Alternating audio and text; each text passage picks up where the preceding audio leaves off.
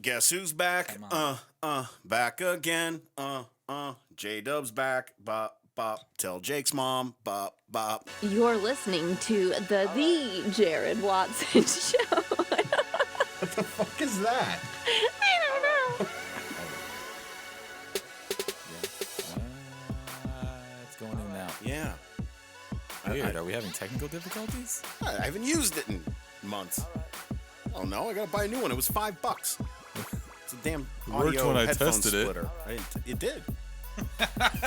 I didn't test it. It did. Hey, everybody, welcome to the Jared Watson Show. After a long hiatus, I'm the Jared Watson with Jake. I'm confused right now. Why? 'Cause I just rolled am into Jake. it. Yeah. Well, I'm used to hearing the open. I told you. I'm gonna edit that later. You can't just play it for me? No, I don't have it available at the moment.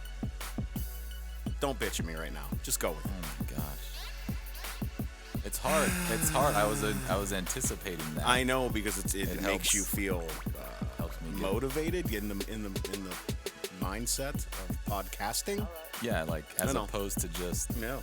random conversation I- and then a show opens up. I think it made me feel like we were about to record and start. I think a lot of people actually do it the way that I'm doing it now. I don't know how, but how they, you know what I mean? I don't know how they get in the mindset if they don't have it Does it running off a exist- hotkey. Does it exist Their anywhere intro. Somewhere. where you could just play it? Like, you can edit in the beginning later, but just for me, can you just play it? Gotta dig it up. No, it's on this computer. No, can't. No. And it's not on Buzzsprout. No. Well, that's basically what we're doing with the beginning of the show, anyways. Is recapping last season, why I needed a break, and I don't know anything you want to talk about within reason and within time constraints. I know that shit can drag on. It's been a while. It's been a while since Jake and I have sat down and recorded a podcast. The 30 of you who used to listen know that. The rest of the world does not and doesn't matter to you. It's not of any relevance. But to recap last season, if we're going to break it down that way, I don't know that we are. We had 13 episodes prior. They were all up on Buzzsprout, and that's our host that basically feeds the podcast out to iTunes and Stitcher and wherever else it was, other places. And for a while, it was going strong, and then I kind of hit a wall, man. I hit a wall, and I had to take a break. I don't know. I don't know what. Here's another thing I have to get used to. Jake and his obnoxious soundboard, and I don't have one today. If we were playing a game of who has more stuff, I would win. You would win today. Yeah. I was hoping that you would converse while I was talking, that you would have more to say, but you're sitting there with nothing right now. You were except that. The floor is yours. I don't need the floor. We're in the part of the show where you explain why you needed a break. I'm not going to jump in during that portion. Okay. I needed a break because it felt like maybe I was a little depressed. I was feeling a little down, going through some shit. Not a lot, not overly depressed. I don't know how to explain it. It's like I feel like I handled it well, and that's one of the things I had to do to handle it well was stop doing the podcast. I needed to take a break. I needed to refocus, to gather myself. I think what you're trying to say is it wasn't the worst time in your life. No, but it was reflective, But in maybe? terms of a podcast, you had enough energy to come in here and like do the minimum and sit there and be kind of funny and let me make fun of you. But when it came to any additional stuff to prepare and make it better, you didn't have the energy for that. Is that fair? Yeah, that works. That was about as nice as I could say. I think I'm still at a point where I have to be slightly reserved in what I say. But at the end of the day, it comes down to I'm a single father, raising 2 kids, working full time, taking care of them with school, and all of that was because of a really shitty couple of years that I had to deal with. Yeah. Is that the? I mean, that's the Yeah. the easiest way to put it. And it's not the kind of thing where a podcast could provide a whole lot of like therapeutic effect, because it's not the kind of thing you can be completely I thought candid maybe about. I thought maybe it could. Right. We even recorded an episode early Yeah. on Yep. that was very candid and open, that we ended up pulling down because it just wasn't the right time.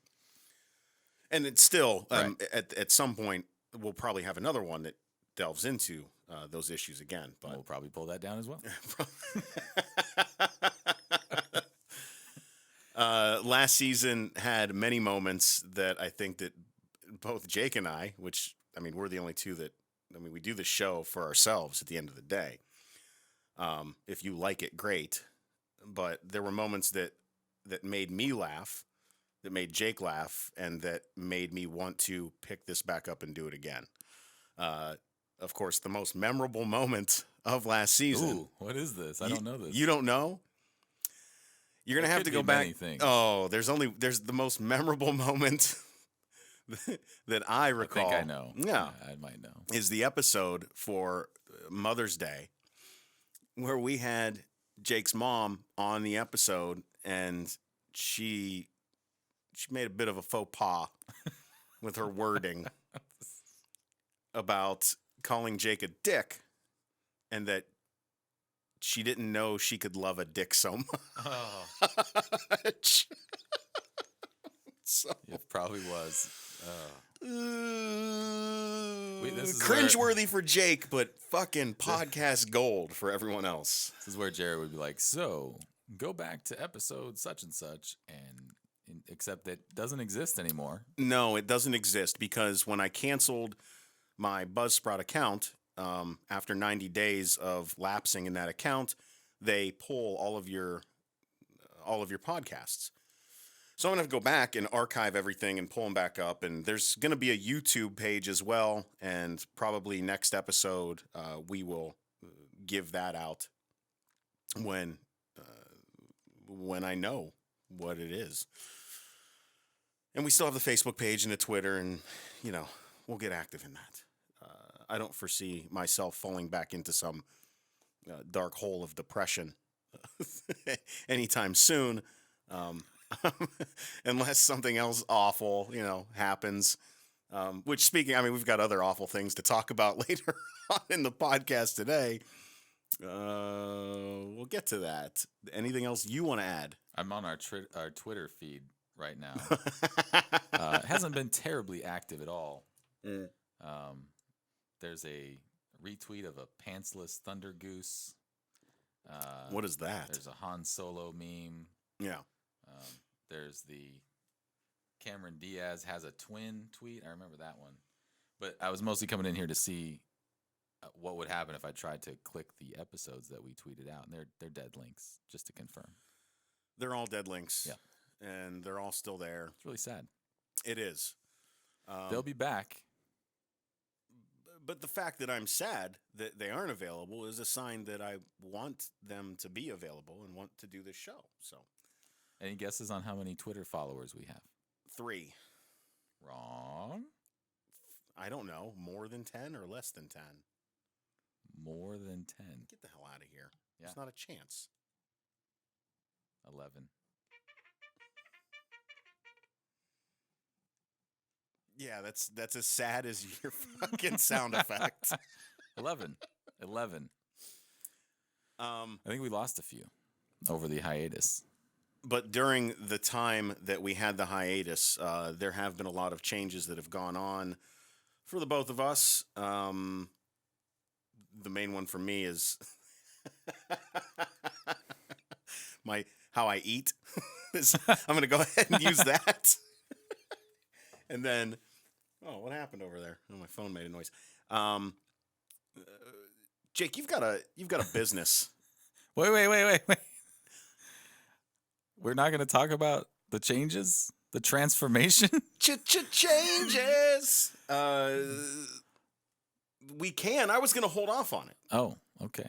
because I'd love to talk because about here's that. here's one of the changes. I have show prep, a legit sheet of show Yes, prep yes. that I emailed you. Yep.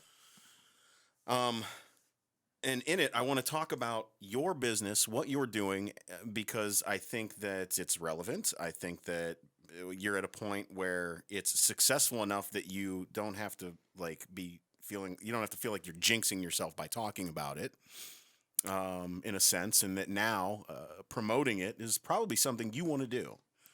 You already do via Facebook, so I mean, I can if you want.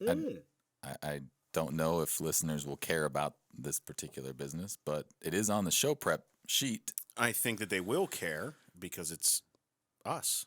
Okay. So I have a business with my friend Chris. He's my best friend since junior high.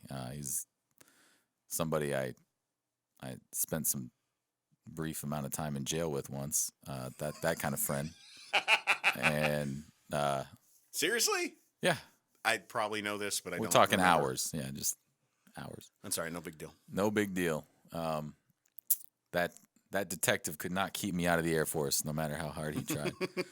But so Chris is a much different person from me, and that's why we now have a successful business. It's not like bringing down make it rain cash or anything. It's Right. just at the point where we've got what they call proof of concept in the industry.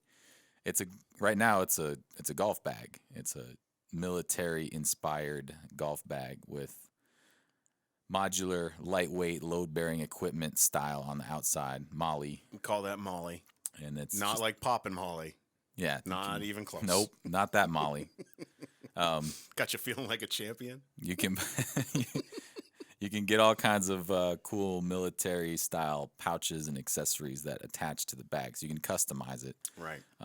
And what I am most proud of is that the bag is not like any other golf bag, which are just pieces of shit that are billboards for the brands that really spend their time researching and developing golf balls and golf clubs, and then they just throw out these chintzy A holder marked up for said yeah equipment. billboards that With they their- call golf bags. And Yeah. so ours they look cool. It's called the Banff golf bag. Super functional. The company is Tacticool. It's going to eventually have a bunch of products similar to that across different areas of hobby. And right now it's a golf bag. And it's doing really well. Tacticool. You've got a website, updated website that I saw today. We just revamped it. So you can go to banffgolfbag.com or you can go to tacticoolcac.com, which is clothing and accessory. And you company. can also look them up on Facebook and follow. And I don't care if you do that, and I don't care if you buy a golf bag. It's somewhat interesting in the sense that, like, the relationship, which I was alluding to, is interesting because I'm not the kind of person who, at this point in my life at least, where I've got, a really the steadiest of jobs. I've got a wife and 3 kids, and I'm not looking to, do any crazy risky type commitments in my life. no, it's not. You don't have big investments into the bag. This was something that your buddy Chris put a lot of work behind to. I mean, when you talk about a startup, you're talking about a startup that is. He's got a good family that has helped out, and you guys have worked your asses off from the ground up. Right. Not some Shark Tank type shit. Right. Could have been. Right. Easily could have been. And it's not that's not what I'm getting at is how someone like me can recognize, Chris, that's a really cool product idea. And no, I'm not giving you a dollar to develop that, because no matter how cool it is, chances are it's going to fail. Right. And B, yes, I know you would like to, even if you do all of the, seed investing and all of the prototyping and all that other shit. No, I don't want to be in business with you because you're like family. You're like such a close friend And that it's you're so family. easy to mess that up. And why would I want money to come in between that? And so it involved him doing so much work up front, investing time and money, and convincing me that it was something we should do. And then I finally said, okay, I'll handle the marketing part of it. And that's been what I've been doing. And it's obviously taken both of us, like every part of my personality and every part of his personality bringing to bear together to get it where it is now, which is in a really good spot. But Right. I'm just fascinated by the idea that he could have done the product stuff himself and it would have gone nowhere because he doesn't have the marketing Right. expertise or instinct or whatever. I would not even have had a product because I'm really good at the marketing part, but I would never have invested the time and energy and everything and money to start it out in the first place. It's just too big of a risk. I'm not interested in it. But then you put us together, and all of a sudden we are a year and a half later. We've got, companies in Korea and Japan we're negotiating with now for big deals. We've got, And Korea is what, the number 3 golf market in the world. Japan is number 2, Korea is number 3. I didn't even realize Japan was number 2. Yeah. Should Yeah, have. that's before you even get to Europe. It goes US, Japan, Korea. Which is nuts. And having lived in Korea for a year myself, I know that when Koreans play golf, they don't just grab a bag of hand-me-down clubs like maybe you and I would do when we start. Right. They have to have everything from head to toe, brand new, Yes. perfect. They have to look the part of Absolutely. a PGA Tour professional when they go golf. Yeah, and I understand. Call that a stereotype if you want. I've seen it. No, it is a fact. the guy that we've been talking to and working with so far is Korean, obviously, dual citizenship, Canadian, but he's told me all about that culture of golf, and it's 8 hours per 18 rounds. They spend $2,000 on a set of clubs. They'll spend $800 on a bag. Mm-hmm. It's a totally different thing. Oh, yeah. They couldn't walk the course if they wanted to. The rules are caddy only. Every foursome has a caddy. It's just totally different. Yeah, so that's interesting too. That's about I squeezed about all the interest I could out of what's on your show prep sheet there. Tactical, TAC. Dude, that's enough. I don't need you. OOL. Google it. Get yourself a bag. I'm gonna go ahead and push it. We should make the I audience have laugh a a few bag. times before Oh, we good try to Lord. promote anything. I don't know that I'm gonna make that happen tonight. I think we're rusty as fuck at this point in the game, to be honest. Although I will say that there's some topics coming up that the only way to get through them is to either cry or laugh, in my opinion. And so laughing is going to be my choice at how I can deal tell with you, it. your show prep's not rusty at all. No, the show prep, I really...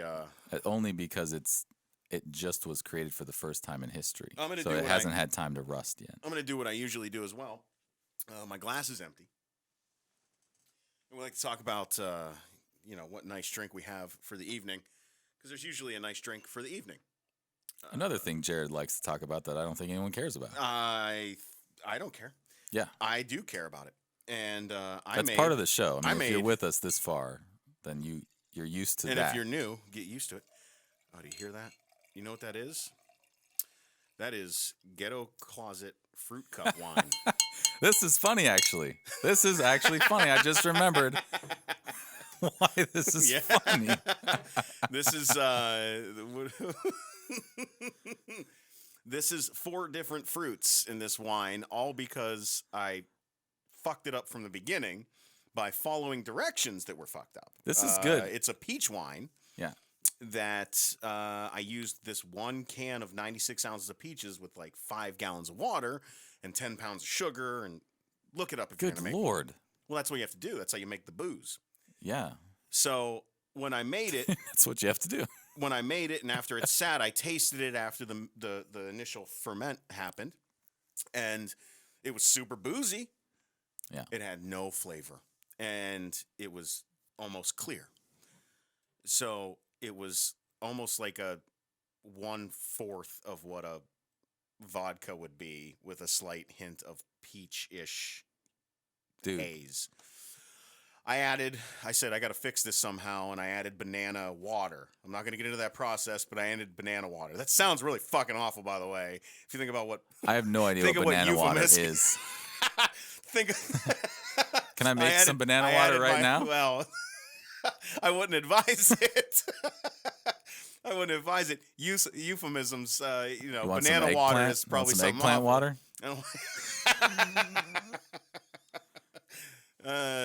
Nobody wants A any little of bit. that. About an hour from now, I'll make you some eggplant water. And so I added that because it's supposed to give it some more flavor, some body.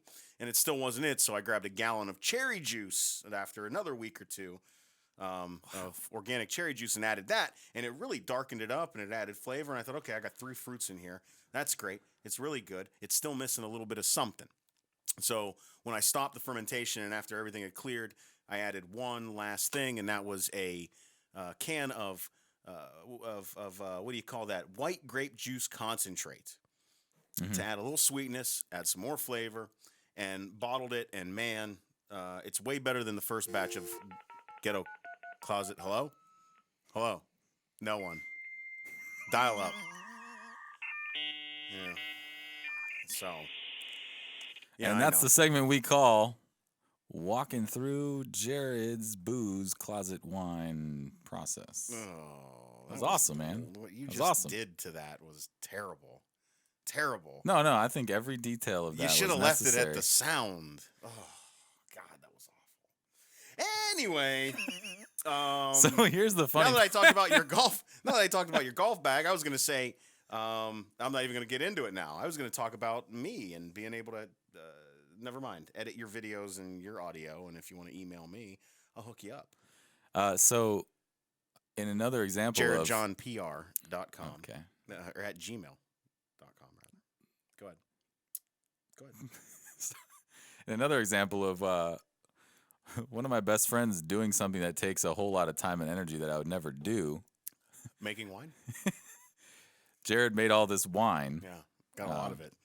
15 bottles and 2 full gallons. He saves a lot of money too by drinking so much other wine that he can reuse the bottles. I don't want to buy the bottles. And so I sanitize the bottles of empty bottles, the bottles that I drank. Yeah, which popping bottles. In his mind, he's saving money, which made me think, what is this bottle of wine? It's got a cork in it. It's got a label. Yeah. Oh, this is your wine in a different bottle. And so I immediately started thinking, oh, well, we need to market this wine. He told me that whole story. I just heard that story I for the wasted second so much time telling that story that I forgot the funny part of the story. Right. Good thing I didn't. What happened? What's the camera saying over there? We've got a video camera in the room. Yeah. Jared's taking off his headphones because the video camera is showing words on the little viewfinder. So it only records for a certain amount of time before it says. It only records. Anyone who records on a DSLR knows what we're doing here. I didn't think it would do that though. I've got another product I can hawk right now. Well, it's not really. It's a Please free don't. download. Magic Lantern Please software. don't. Every time I sit here, there's some unexpected technical difficulty. Anyway. Yeah. Anyway. So he told me all about that wine, and I thought, oh, here's what you name the wine. You name it Liberace. And I didn't get it. He didn't get it. And I said, it's because you just said it's got 4 fruits in it at the same time. And then he got it. And then I was trying to describe its taste, and I said, it's boozy but fun. Yeah. And I was like, it's Liberace. Liberace. So it's never going to be marketed. But if it were, it would just be Liberace. Sailor. It would say boozy but fun. And then somewhere on there would be 4 fruits in it at the same time, At time of recording this episode, it is January 19th, 2017. Some would call it the day before the apocalypse. I have other views on that stuff. I know a lot of people make a habit of panicking. And I wouldn't say for good reason, I would say for reasons that they put themselves in situations to create that worry, like staring at Right. Facebook all day. And I would say that tomorrow there will be changes in this country. In mainly, not in my home, and this is kind of the point that I'm going to get to. There's not going to be nothing's going to change in my home tomorrow. Right. I'm going to wake up. I'm going to make breakfast, hang out with the kids, see them off to school. Not my son. He leaves before I even. He does his own thing. He don't care. With my daughter, and then take her to school and go to work. And I'm going to have a normal day of work, and I'm going to pick her up and come home, and I'm going to have a great weekend. A lot of you out there are flipping the fuck out. Flipping the fuck out. And I'm not going to turn this into a conversation about the election, specifically about the person or any of those things. But what I'm going to say is, what the fuck are you, the same thing for me tomorrow is going to happen for you tomorrow. And the next day, and the next day, and the next day. There's good, there's bad. There was some ugly throughout the past campaign season. So what do you think, Jake? Do you think there's justified worry? Do you think do you think that it's overblown? That people have a habit of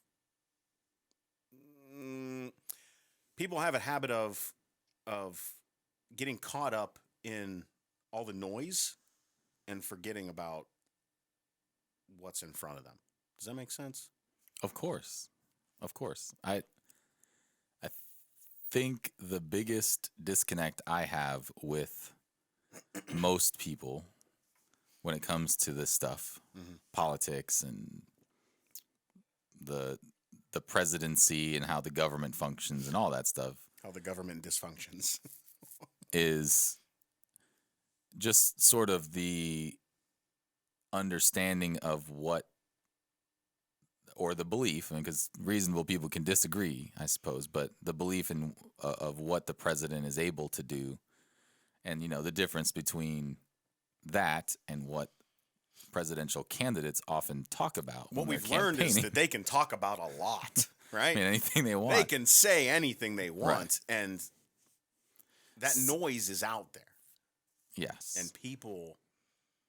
So aside from just the general idea that we're holding our politicians more accountable than we ever have because of the proliferation of media and online connectedness, aside from that, there are so many checks and balances in place in our type of government that I would agree with the second. The first, I'm not necessarily sure of. The holding accountable. I think that we're good at taking a soundbite and then saying, this is what that means, and I guess creating short memes. You know what I'm saying? The ability to hold them accountable. The ability is there. I don't know. Greater than ever. Yes. But when most presidents get there after a campaign full of domestic policy rhetoric, Right. plus some character assassination of their opponent, that's how you get to the finish line as a major political candidate for the presidency or any major office. It's basically those two things. It's character assassination, why the other person sucks, and then a bunch of domestic policy. What is the kind of stuff here in our country I can do for you? That's how you get there. And there's a sprinkling of foreign policy. But if you think back about most of what was said, that accounts for less than 10% of what we heard from this time last year till November. Right. And it's weird because that, as far as the president's influence goes, that ratio is about reversed in terms of real power in that office. If you were to take the president's power and divide it in a pie chart, 90% of it is foreign affairs and about 10% is domestic affairs. Do you think that if you were an engaged person and you weren't relying on strictly social media and infotainment to get your information and you were pragmatic, would you also say, though, that the president today and the executive powers that exist change that ratio in the pie chart as opposed to how they were prior to, I would guess, prior to 9/11? And how do you think that affects who's in that office now? Because What do you mean? um, Like, what's your theory? well, the theory is that because of the ability to call anything a national, the president can basically call anything a national security issue, Yeah. correct? And then can make their own, write their own blank check for whatever that policy might be Yeah. towards whatever they are claiming is a national security issue, even though you'd probably need some lawyers to be able to write up a way to claim that it's a national security issue, which the president will have or does have or has had since 9/11 to do those things, to claim that this is a legal way of going forward and bypassing those checks and balances. And now we find ourselves in a time where a lot of people are worried that that because of those changes in executive power that happened post 9/11 now you leave the ability for, you've opened the ability for the president today to take advantage of said expansion of executive power. I don't know if it's entirely different from how we went about, Desert Storm, for example. I'm fairly certain that we never declared war in the conventional sense, and we still. So no matter what, at the end of the day, the president has always had that commander-in-chief power, which you think is still, at the end of the day, the one that probably would matter the most. Yes, and the fact that the fact that even in a post-terrorist attack environment, the president could create a new power is evidence that the power existed in some form or fashion. Just on that front, the president cannot and politically could not just create some sort of sweeping, immediate law of the land. Now, if there's enough political clout and enough of a populist mandate, then over the course of months, something like the Affordable Care Act could go through against the wishes of many Americans. Right. So that's an example of domestic policy when all the stars aligned for Obama, who won the popular vote and had majorities in both houses of Congress and was promoting something that had huge political support across their entire party and very little, that's people weren't up in arms against it across the country. It was a very difficult concept to understand, and there was a lot of it that sounded really good. I think there were a lot of pages to be read that weren't read. Exactly. So it's not like unprecedented, but right. that is more of an exception than the rule. Something like that doesn't usually happen. And that's why, I think most of what Trump campaigned on is either it's some combination of just campaign rhetoric or impossible dreams.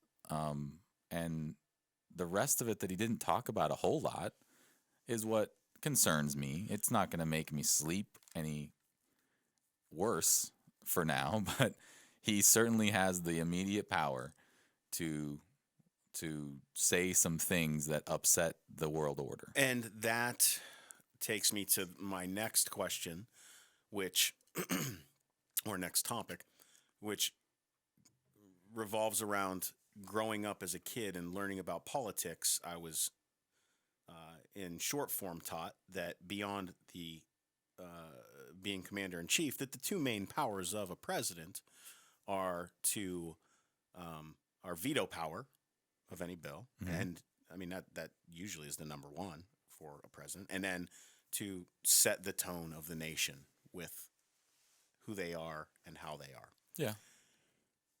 Setting the tone of the nation doesn't necessarily, it has its domestic effects, but considering that culturally we are different. Having been around the world, culturally, we're a very different nation than other nations around the world. And what I would question is setting the tone of the nation. How on edge do you think that puts other cultures and their leaders in terms of the international community as a whole? You've heard it, you've seen it. It's already out there. I think that makes people nervous as well. Yeah. So if that's my answer to your question, am I nervous? And if so, what makes me nervous? Am I nervous? A little bit. I'm a member of the active duty military, so I have a little bit more of a reason to even think about whether I'm nervous or not. With the commander in chief, I may not, whose judgment I'm not sure I trust. But I'm not worried for many of the reasons a lot of other people are worried. That's the answer. Right. I mean, tomorrow it's not like we're gonna have. There's not going to be a rollback in civil rights. There's not going to be. I think that a lot of local minority groups within the country are on edge because of words that have been said, and I don't know that anything's going to change for any of them. It's in their best interest, and I think that they are groups that have a need to be defensive about the rights that they have now, have gained, and are worried about losing. And should but if be they vocal. are absolutely, but at the end of the day, they're going to be okay. I believe so. I absolutely believe so.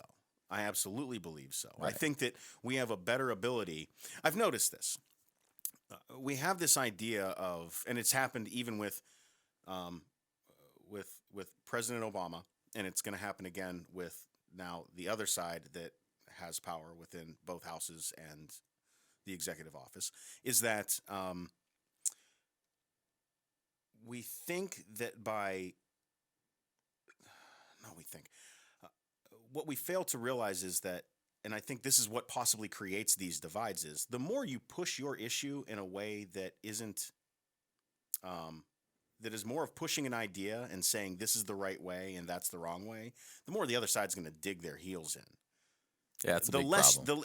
and that comes down to like being human and being empathetic and being able to relate to someone on a, hey, we're the same species level. Right. And I think that that's probably one of the biggest issues out of all of this, and it's magnified by infotainment channels. And anyone who's listening, when I talk about infotainment, I'm talking about your 24-hour quote unquote news channels. That's infotainment.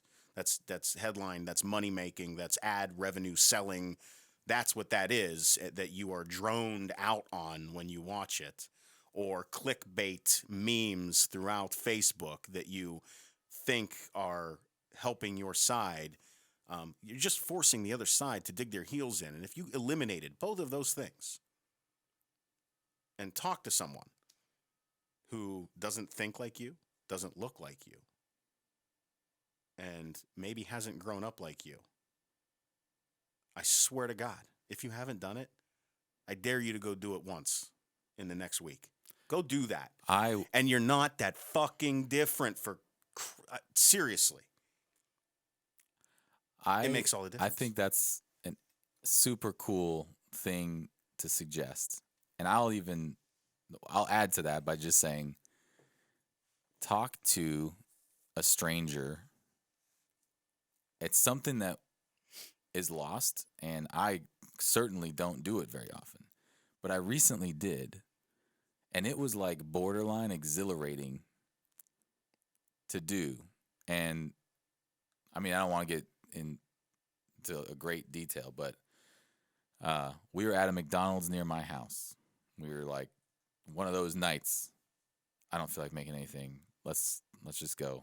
In fact, I think we were on our way to some sports event of some, I don't know. There was a man, a black guy and his son in the McDonald's, and they were at a table adjoining us. And for those who are not watching YouTube, I am not a black man. You have blackish, I'm a white man. You have A blackish hair. Genitals. Oh, hair. But I don't look. Anyway, so we're just eating, and I notice as I'm like dealing with my own 3 little monsters, this guy is across the table. They're sitting in a booth, and his son is on the other side of the table, and he's sitting on the other one. And it's just a dad talking to his son, and it was very one way. It was like I couldn't actually make out what words he was saying. I just saw the tone of voice was like really steady, and it was a lot of, you could just tell by looking. There's a lot of wisdom being passed along, and the son was just kind of sitting there, and he didn't look bored. He didn't look like he was rolling his eyes or trying to pull out his phone or whatever. He was just listening. And it went on long enough that I thought, that is incredible that you just don't see that very often. And I don't mean, there's no there's no cultural caveat to that. It's just not something you see very often anywhere. A dad talking to a son, and the son, who was about 12 or 13, looked like, is just sitting there and just listening. Right. Just listening. And to clarify, you're not making the point that it's a black dad with his son. His Right. black son. You're making the point of any father. I mentioned that he was black because you said someone trying to find someone right, outside because that's your, the first the Yes. first thing that you notice out of Yes. flat out realism. Right. The first thing you notice is that somebody's has got more melanin than you. Yes. That's all it is. Yeah. That's all it is. And I just was thinking, like, man, do I know anyone who, like, if I had to go across my entire catalog of people I know, other dads, could anyone I know who's a dad say that they had a conversation, a one-way wisdom Imparting. providence conversation where their son just listened to them for like 20 straight minutes? Because I couldn't say that. I could not say that. No. I get to 10 minutes and my wife's like, let's go, wrap it up. I can barely say that with you. Oh yeah, not even close. So I was just amazed by it. And like I said, it was weird because I couldn't hear what he was saying. I didn't know. It was just loud enough I could hear the voice, but not the words. And so we started to leave, and my wife and the kids started to leave. My young son was with me, but my older son and wife and baby were leaving McDonald's, heading to the van. And we had taken separate cars. So as they left, I stayed behind, and I just walked over, and I said, hey, I have no idea what you were talking about, but I just want you to know I am so impressed by what I just saw, like in my periphery over the course of the last 30 minutes or whatever. That's really cool that you're talking to your son that way, and it's really cool that you have a son who listens Captivating. like that. Yeah. I don't know if I hope I can have that with my 13-year-old son when he gets to be that age, but that's pretty damn awesome. Right. And he shook my hand and was like, wow, man, thank you. Thank you very much for sharing that. And just, it was so different to talk to a stranger, and just kind of share a human feeling I had, that I was just kind of compelled to share. And I thought, man, I should do that more often. But there are probably 100 major differences in my life compared to that guy's life. Some of which do have to do with You have race, different concerns. some of which don't, but many, like, and It's like when you break it down to the cellular level, we're all the same. right, I mean, and you hear that all the time. You hear it all the time when a story about an international community is done, usually in relation to heartache and tragedy, or bombings, or any of that shit, where there's the interview with, the father or the mother, and the reporter always comes back and says the very basic statement of, they want the same things that we want, and that sounds, it's usually when you see it, it's like they're trying to get you to relate on something that they know that there's so many other outside influences that have control of how much you can relate to that. But at the end of the day, when you break it down, that's really all that matters. And I think that's why, and we're skipping ahead in my show prep that I have cleverly made this evening, is that how focusing on what happens under your own roof. Can you take a screenshot of this? I will at some point. And just show it. We really all need to see how cleverly made it is. How focusing on what happens Actually, I'll do it. under your own roof can make the world a better place. If you're so worried about all this shit and then you're frustrated because you're like, I can't believe everyone did this and I wanted them to do this. And I can't believe that this is what's going to happen and that this person is going to be here and they're going to be able to do this and that. At the end of the day, if you're feeling that way, if you are, half of you aren't. But if you're feeling that way, the other half of you still matter. What I'm telling you is, chill out.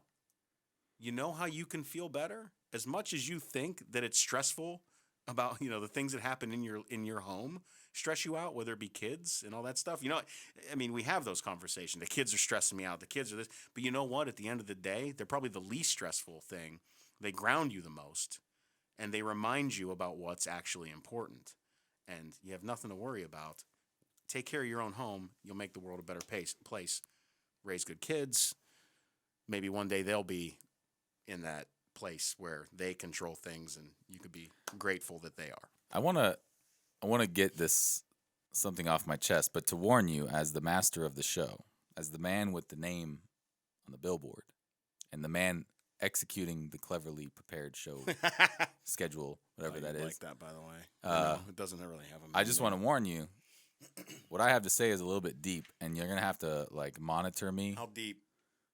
So deep. Deeper than you've ever been. So deep, put her butt to sleep. So you have carte blanche to rein me in, okay? Yeah, I'm looking at text right now. I don't look at texts. Well, I'm trying not to jump the gun. I want to allow you your time. Well, if you don't listen, you don't know when I'm going off the rails. Okay.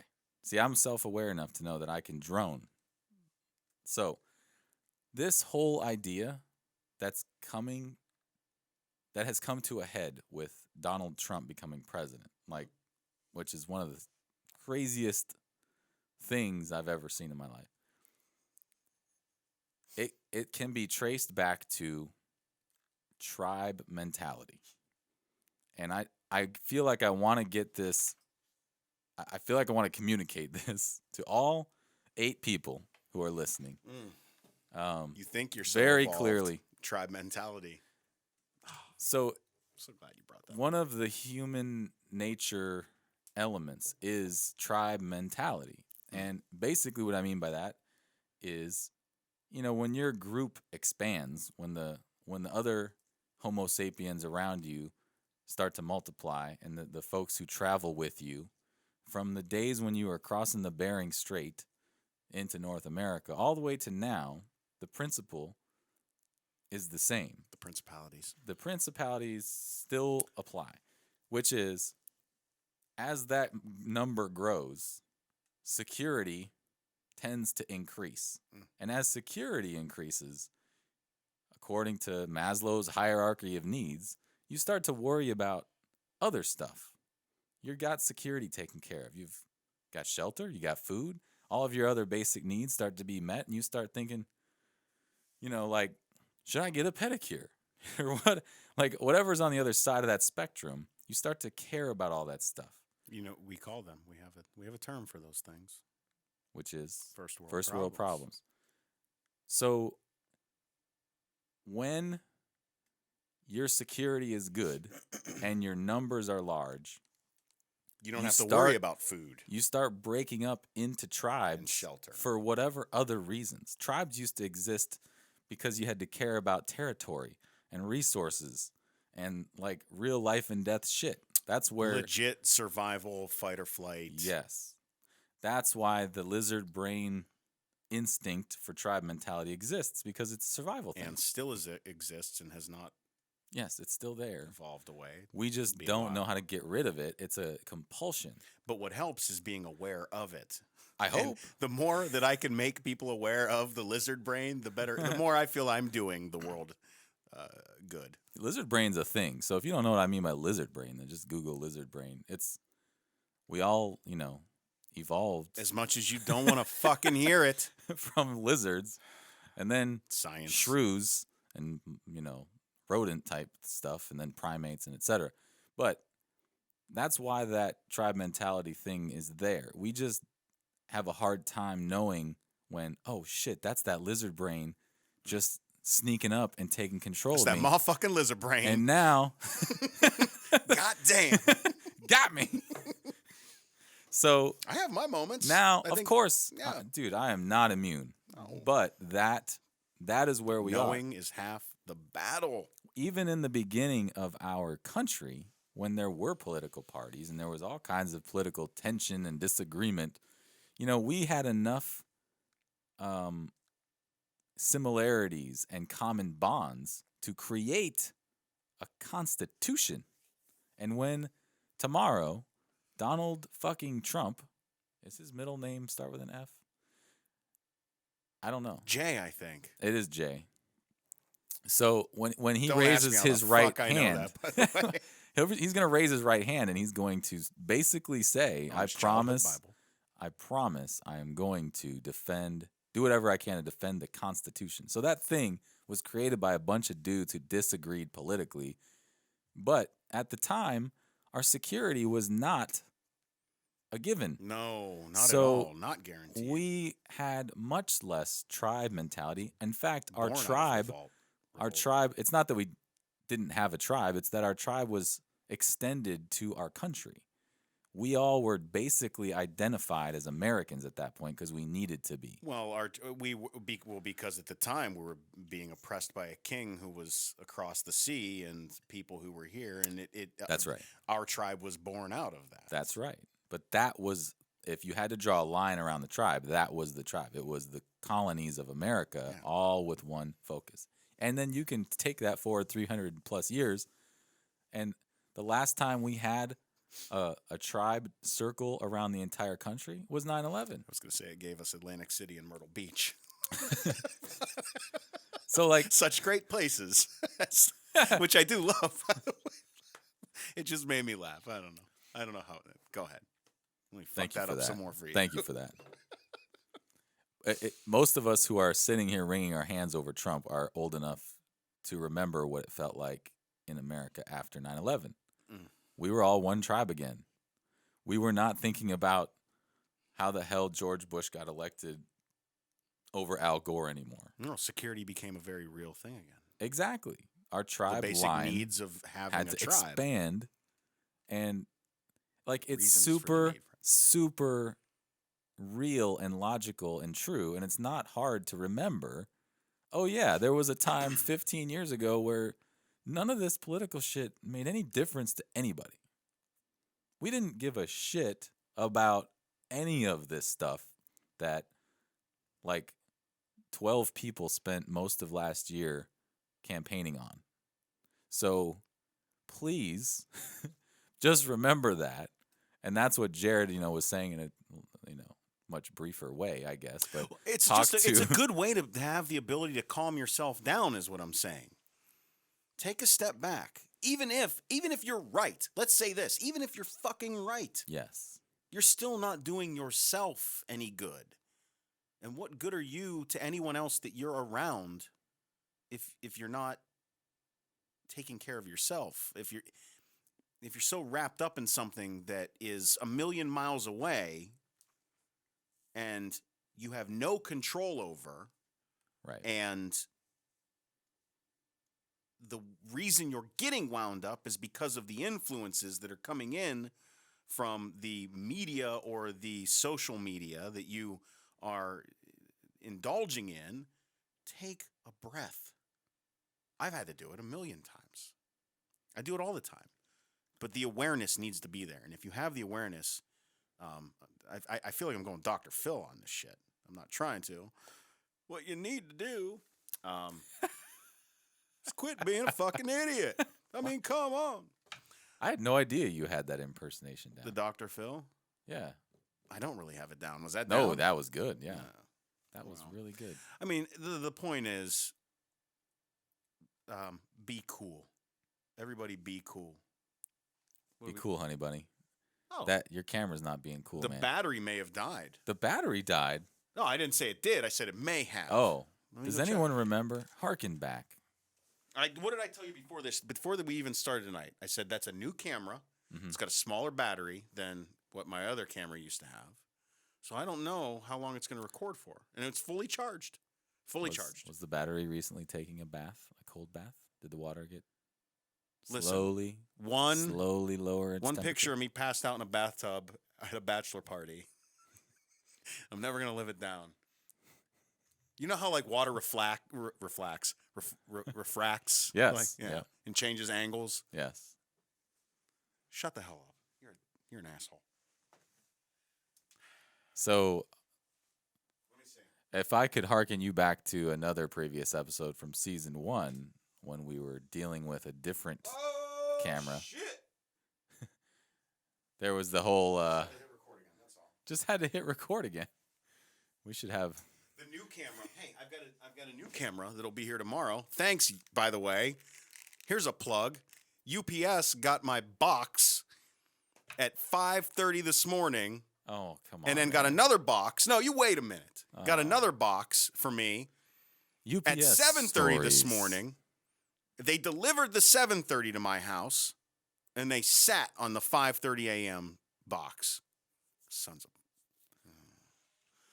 I love you, UPS. You probably did it I for good can't- reason. That's logistics. I have to keep bringing this up because the technical difficulties happen so often that That's I not a can't technical difficulty. I can't ignore it. I can't do the audience like that. That's not a I technical have to difficulty. bring it up and call it out. You know what that is? That's a monetary difficulty, is what that is.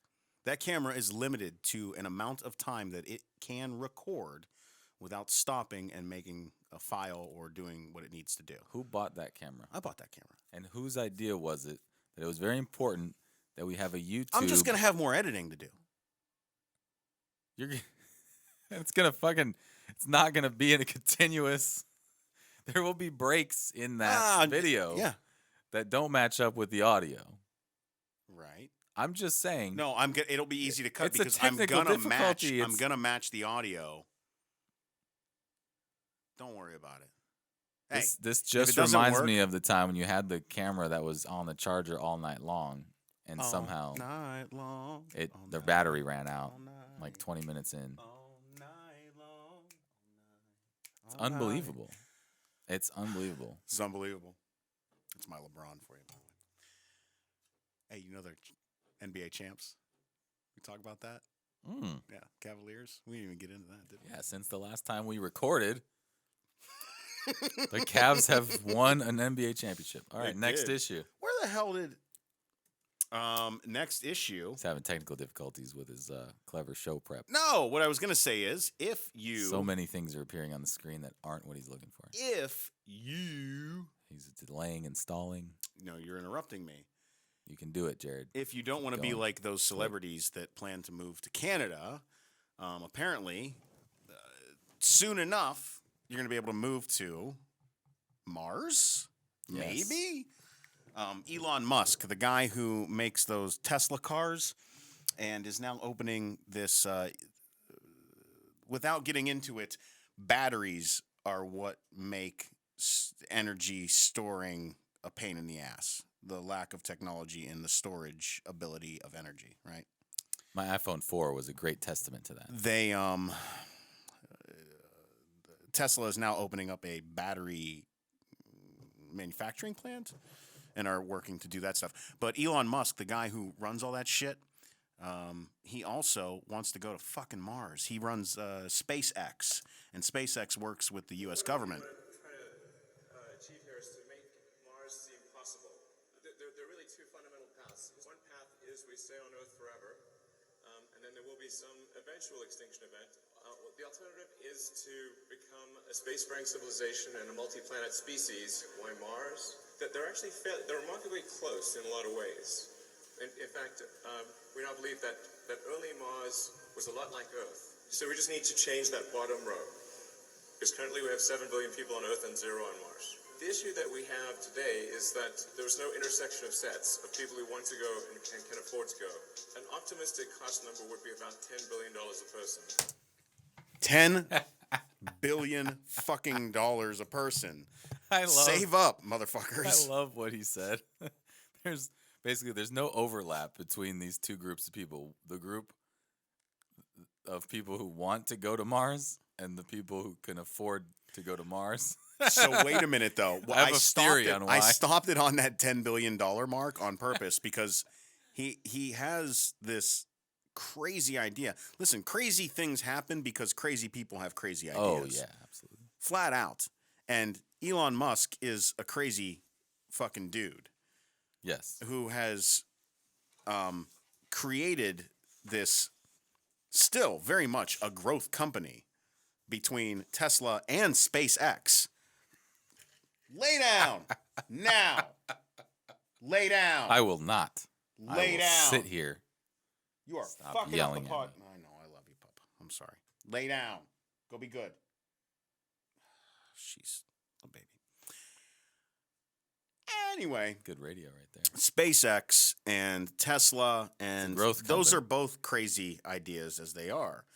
One that privatizing space travel and working with the U.S. government, and they recently just flew their first rocket again to space, transporting goods from another company, a satellite, because they're putting a whole bunch of freaking satellites in the sky again. I can't remember what they're going to do, but it's not like straight up GPS stuff. It's more. Most underrated invention ever, by the way. Satellites. Go ahead. Oh my god! Seriously. So they're launching that. This was the first time in 9 months since the last one, because the last one exploded. You remember the viral video of the exploding rocket? That was a SpaceX rocket. I wasn't aware They of launched that. him out of Vandenberg Air Force Base. It's pretty badass. Am I supposed to know about that? It doesn't matter if you do or not. I'm telling you about it, and now you know. Go Google it. There's a lot of things that I have to tell you about when it comes to current Yeah. events and Yeah. pop culture. Yeah. But now he just did this. This is a 5-minute cut, and I didn't really preface it. It's a 5-minute cut of a condensed version of his hour to 90-minute long speech that he gave about how we're going to go to Mars. That's how long it was? Yes. He's got this shit planned out. This isn't just, these are sound bites from the sound bites that aren't even included in this. And I looked for them and I couldn't find them specifically, and I was not going to wade through the 90-minute entire speech. Is that I love when he talks about, he has these moments where he talks about it's going to be dangerous as fuck for the first couple groups that go. Like, some of you are probably going to die. Is basically what it comes down to.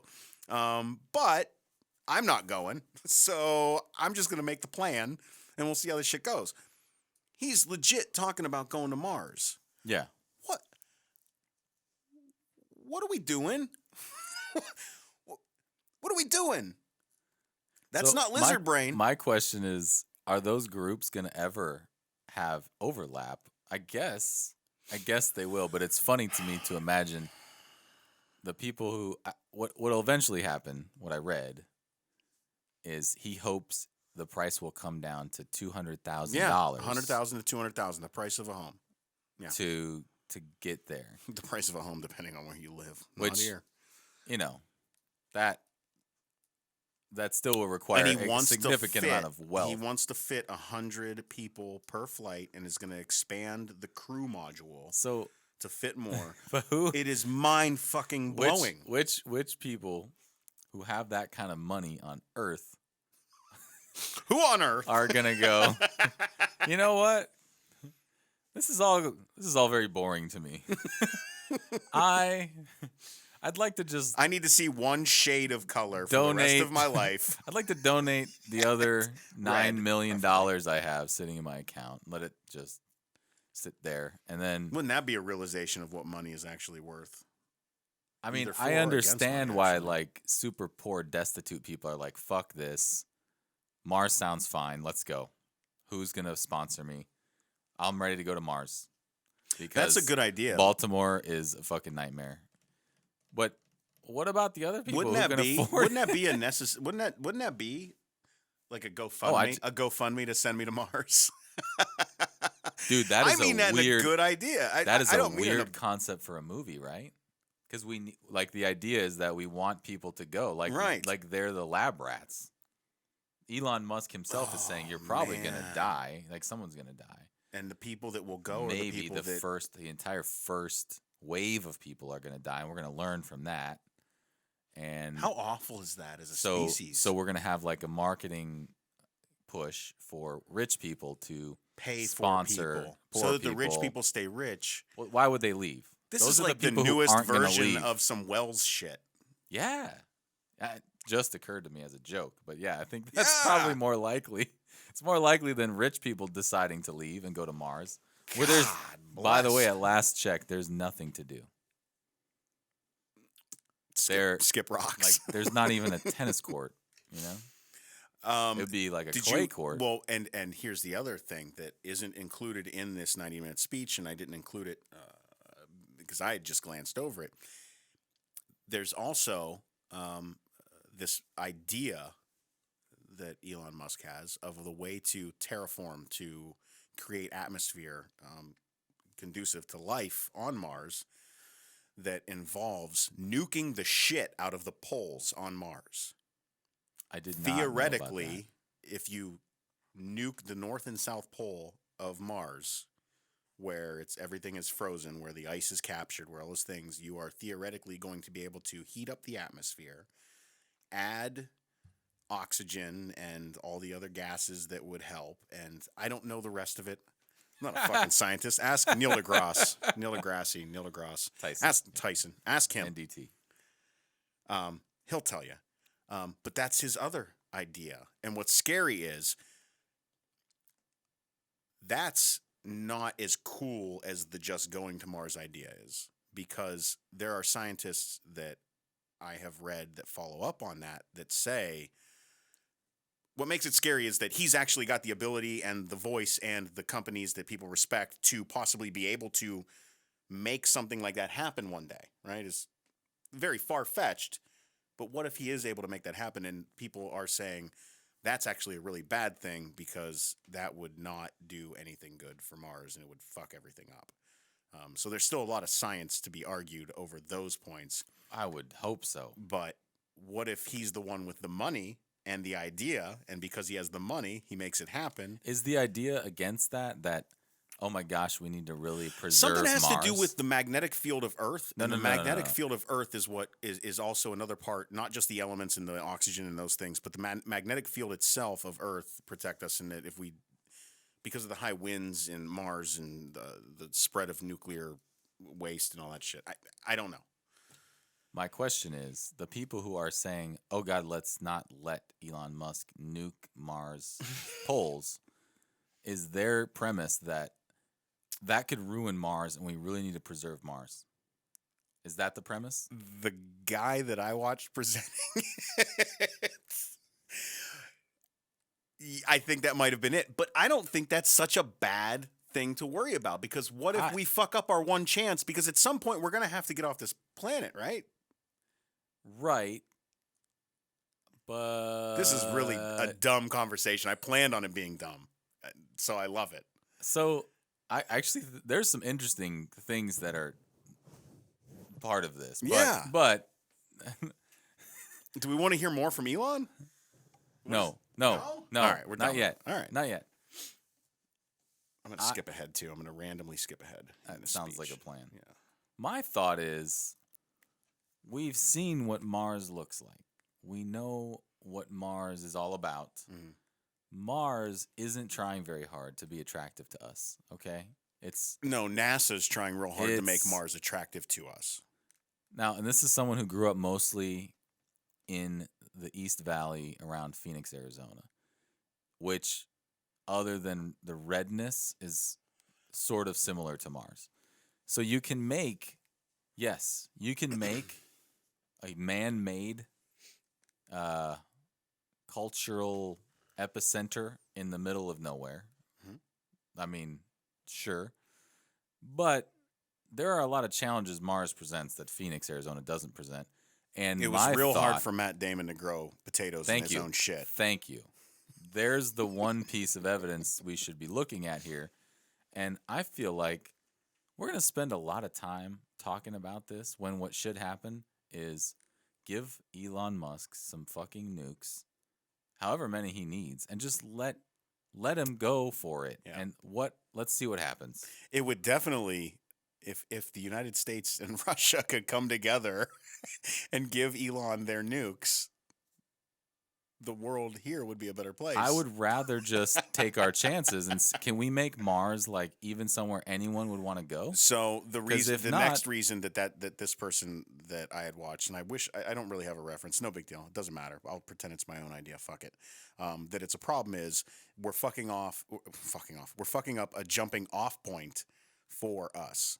That it's not necessarily the goal isn't necessarily to live or habitate Mars, but to use it as a further out base to then go somewhere else. Aiding in our expansion of our knowledge of the galaxy. Okay, And if so we fuck that up, then what's the next closest place? I feel like it's more likely that we could build. Jupiter? I No. feel like it's more likely we could build a planet, like a huge 100 times scale this International Space Station, or whatever, than actually living on Mars. That living on Mars sounds dumb. I'd rather let technology get to a point where we can find somewhere better or build something better. Right. They built the Death Star. There Yeah. are people living on the Death Star. Yeah. Yeah. But they didn't seal off. It's so easy to fucking blow up. I mean, what the hell? And if it's Stupid. listen, lowest bidder. That's what it is. Yeah. It's the lowest. The contractor went to Yeah. the lowest bidder. Fucking fascinating shit, though. So I think at least 100 people per trip is the right order of magnitude. 100 people per trip. Expanding the crew section and ultimately taking more like 200 or more people per flight in order to reduce the cost per person. So it's probably somewhere between maybe 40 to 100 years to achieve a fully self-sustaining civilization on Mars. Did he So- say? Oh, sorry. Nice. Did he say 40 to 100 years? By the way. Did, yeah. His idea is that we could possibly send the first $200,000 per ticket passengers to Mars in 20 years and 10 years if we're really lucky. So, if you want to get away from 90-year-old Donald Trump, that's your shot most likely. But this whole thing is mostly ridiculous to me. It's mostly ridiculous. Yeah, but I mean, don't turn your nose up to it completely.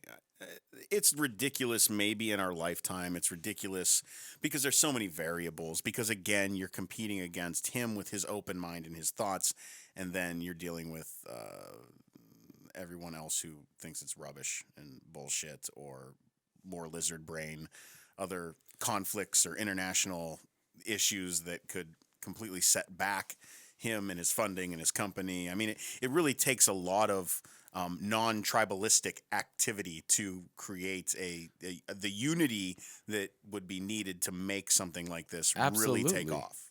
So my question to you is, of all the, you've had what? When did we record our last episode? I don't know. I don't know. August? Was it really that long? I think. I don't know. I'm just guessing. You've had several months to cleverly prepare for our next show. Yeah. And you chose this topic, and I'm just curious, like, what are we supposed to do with this knowledge of Elon Musk's plan to go to Mars? What is there any application of that to anyone's life? I think that's the problem here. No, the idea behind how I view this show is that it's not necessarily about the topics, but it's about the way that we discuss the topics that make the show interesting. That I want the show to have the ability to have any topic thrown in between either of us, and that we could take it, discuss it, and that be what is interesting. And that's why I describe the show sometimes as like how Seinfeld had, it's a show about nothing. Mm-hmm. It's a show about nothing. I don't know what the topics are going to be. I could randomly pick anything. why would I want to? The show is about it's a philosophy show, and it's a show about ideas, Yeah. and it's a that's show true. about our dynamic. I don't know why you want it to be more than that. What is wrong with it just being? I mean, here's what I'm saying. The reason we started this show was because you noticed how people gather around us anytime we are conversing about anything, correct? Yes. Do we show prep for that? No. Then what the fuck are you worried about? Who said I was worried? I don't know. Maybe I was pushing a little far. Sorry. Very angry. What's it meant to be? I just thought I would ask that question. Like maybe you have an answer to that question. Like I was saving some nugget. You got fascinated by the story. So I'm always fascinated by it, by space and all that shit. My final thought that I had after all of that was, we're talking about practice. We're talking about practice. Mhm. Even if we get to fucking Mars, have you seen how big the rest of this shit is? Like if you, and this is what I'm getting at. We're only now talking about going to Mars, right next door. That's like in man, I don't even know scale wise how to do it, but it's like me not having the ability to go to my neighbor's house, and now I can go to my neighbor's house maybe, and then realizing how big the world is. How the fuck am I going to get to the furthest point of Earth? I mean, I don't know how else to scale it, but are you getting what I'm saying? Yeah. Like, it's where we are as a species. And it's just crazy to me that this sounds like a huge deal until you put it in perspective with, I don't know, existence itself and looking out at the sky and realizing that even if you had laser beam eyes that shot out forever, you probably wouldn't reach the edge of whatever the fuck is at the other side. I don't know. It's love that. It's just mind blowing to me. It's love always that. where I go back to. That thing I found sometime last year where it starts out with like Earth and then it goes to here's Earth next to the sun. You're like, damn, And the it sun shows is perspective. huge. And then there's all these other stars. Giant stars that are like 100 times bigger than the fucking sun. Then so the sun becomes the Earth size, and there's another star that's the relation to this, and does this like 8 times. Didn't I send this And to you? I think you might have. It's like a GIF. It's it like just Bill. goes Is it Bill Nye? I don't know. No, that was the different one. That was John Cena. So first of all, it's mind blowing because you just realize the sun is vastly. It's stupid. It's just stupid. Like, you think that's big? I'm standing on a planet where there are 7 billion other me's. Yeah. That, like, if you shot 1,000, if you It shot hurts a my brain. million mortars into the air, like 999,999 would hit no one. Yeah. And then you get to the sun, and it just goes like 8 levels of exponent. Where the sun is like a dot. It's like it gets to the point where it's like the Earth is Jared's dick, and That's not the funny. star That's is not dumb. Jared's That's not belly. funny. And then at the end of this It's GIF, hurtful. It's hurtful. like it just says your mom, and which is great. That's a huge bitch. And so it just brings it full circle to. And here's the most important thing. And Just stop remember, making your brain hurt. You got a fat, gross mom. I guess. I'll So never rude. forget that. Oh my goodness. But that's it's almost angering that, and it's a reminder of you're trying to comprehend something and my brain can't even comprehend it. It's not fair. I want to comprehend it. And now it's time for Jake's super amazing trivia of the week. Did that even it pick is? up? I didn't even hear that. Can you put it on the side where I can hear it? I don't even know what the hell. And now it's time for Jake's super amazing trivia of the week. Yeah. What is that? Is that my brother? Did you hear it? Yes. I guess it's time for Jake's super amazing trivia of the week. When did you call Ian to record? I didn't that? call Ian. What are you When talking did about? Ian call you? He didn't call me. Okay. Why are you bogging down the show? Anyway. All right. I have a feeling this might bog down the show. Fine. I'll see what I have here for amazing trivia. Let me come up with So did you know, Hmm. Jared, Yeah. science can create magnets in a lab Yeah. that only have one pole, No, either north or south. I did not know. But in that. the natural world, every magnetic object has both a north and south pole. Both of them. Guess what happens every time you cut a natural magnet in half, Jared? It's like a worm. It creates retains another- both poles, just Yeah. like your mom. That's kind of amazing.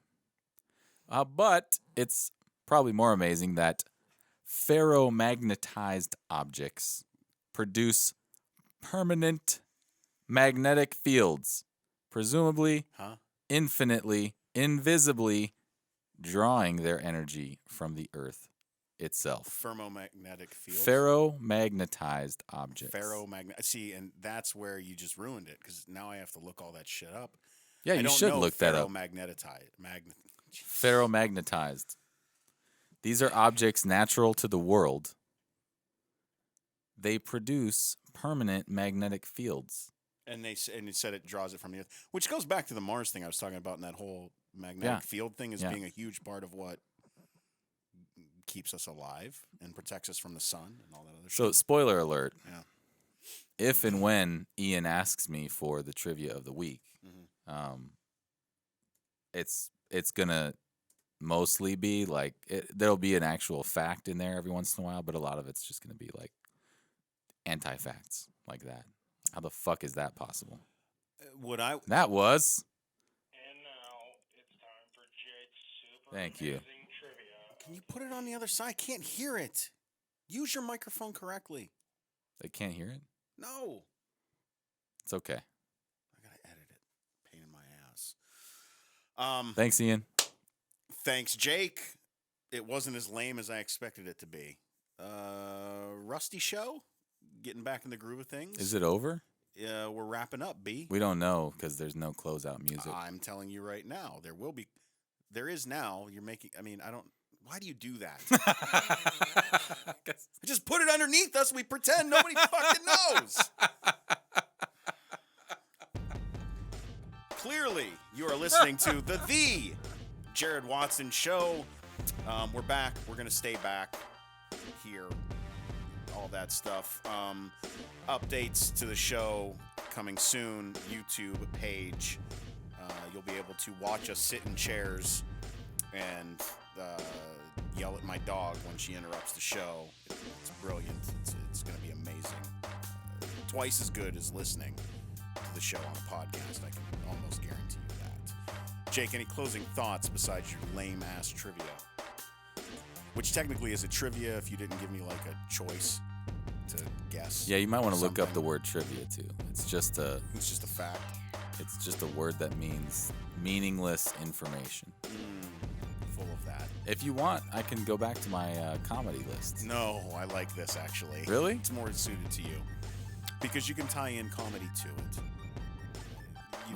We can squeeze one in if you want. So can your mom. I got mine.